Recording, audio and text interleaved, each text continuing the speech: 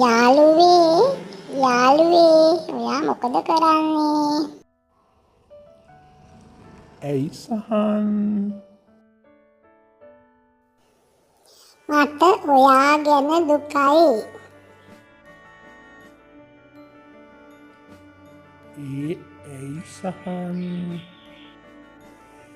ඔයා හැමදාම අවුවට වේලෙනවා, වැස්සට තෙමෙනවා. ඒකයි මට දුක. මං ඔයාගේ තාත්තගේ ගොයම් බලා ගන්නවන්නේ.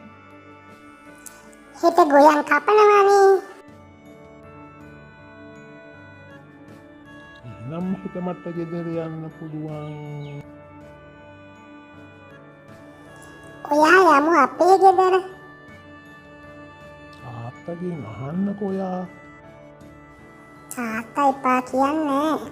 ඔයා යමු අපේ ගෙදර. එහෙනම් හිත ඉඳලා අපට සිල්ලම් කරන්න පුළුවන්.